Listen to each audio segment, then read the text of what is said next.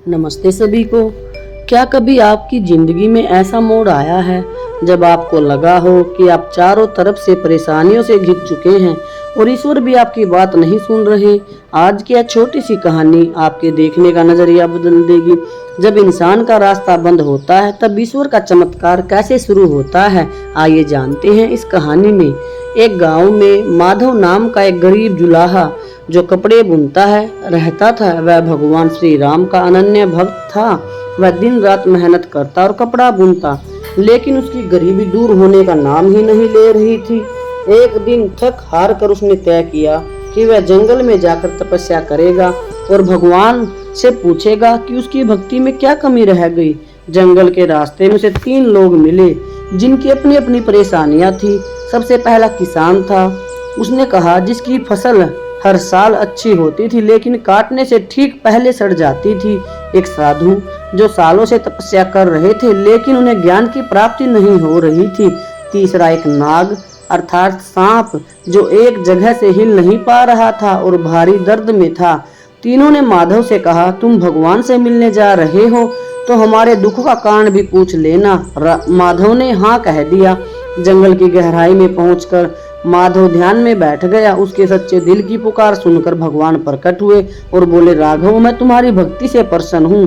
तुम अपनी परेशानी पूछने से पहले उन तीनों जीवों के सवाल पूछो।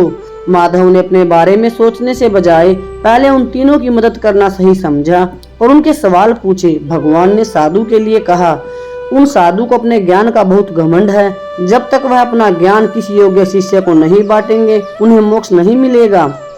नाग के लिए क्या कहा, उस नाग के सिर पर एक कीमती रत्न फंसा हुआ है जिसका बोझ वह उठा नहीं पा रहा। जब तक वह उस मणि को किसी निस्वार्थ इंसान को दान नहीं करेगा उसका दर्द खत्म नहीं होगा। किसान के लिए, उस किसान के खेत के नीचे सोने के मटके गड़े हैं।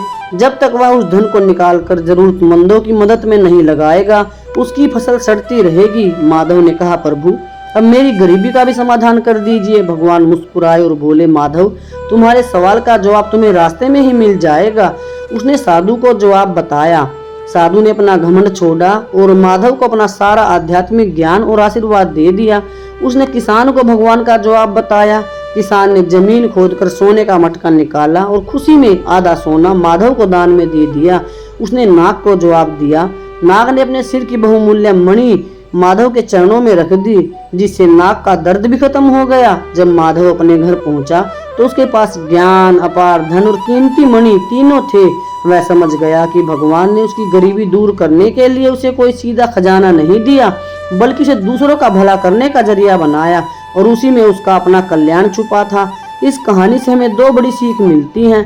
पहली, जब आप दूसरों के जीवन में खुशियां बांटने की कोशिश करते हैं तो ईश्वर आपकी झोली अपने आप भर देता है। दूसरी, भगवान आपको सीधे हाथ से कुछ नहीं देते, वो आपको अवसर देते हैं। बस जरूरत है तो अपनी सोच बदलने की और ईश्वर पर अटूट विश्वास रखने की। अगर इस कहानी ने आपके दिल को छुआ हो तो कमेंट में जय श्री राम या जय श्री कृष्णा जरूर लिखें।